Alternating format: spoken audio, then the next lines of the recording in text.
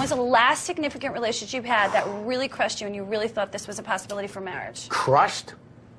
Have you been in love? Quick, stop. Yes, Have you been in love? I've been in love. Go to the point you were in love with. What happened? We moved in together. How many months was that into the relationship?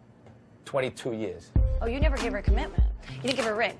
And let me tell you something. We all get... Well, she wasn't... Listen. She wouldn't agree to kids at that point. Should have never moved in the first place without getting kids. Well, I'm going through that right now. There was a TMZ report today with my ex-assistant, Chelsea, and she completely lied. I mean, I know what happened between us. I know that she wanted to be top dog. I fixed her up with her boyfriend. You know, did she thank me? No. Did I take her on vacation every year to expensive resorts and give her cash and buy her clothes and let her sleep in my bed, you know, during all the boy crisis? Who do you think coached her for 8 years? She didn't have a mommy in L.A. I was her mommy. Her mother even thanked me.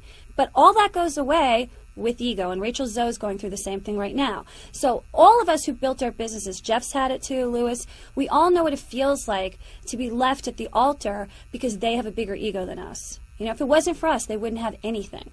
And yet we don't push it in their faces. We don't upstage them. I gave her spotlight, and she took advantage of it. She took advantage of it. Same thing with my stylist. She taped me in the room. I can't prove it, allegedly, but the bottom line was her boyfriend was in the room in the second half, and you only hear the second half of the tape. And if I were a betting woman or a lawyer, I'd know, where's the first half of the tape? Why isn't that on TMZ? So we all go through this. It's just that there needs to be stricter privacy laws. I don't think anyone should be able to tape record anyone, even in the state of New York, which is 2 or more is willing consent. You know, and Vegas is the only place because of the casinos. LA, they would have gone to jail. You know, every state's different. It should be regulated nationwide, and you should not be able to tape anyone whether they're a celebrity or not, because people are in custody battles. So a lot of things that could happen to get skewed when people tape you and they're out of context and they don't know what's really going on. The way I'm qualifying girls right now, you suck. It's You terrible. suck. You I suck. look at You them, suck. I'm like, oh, please.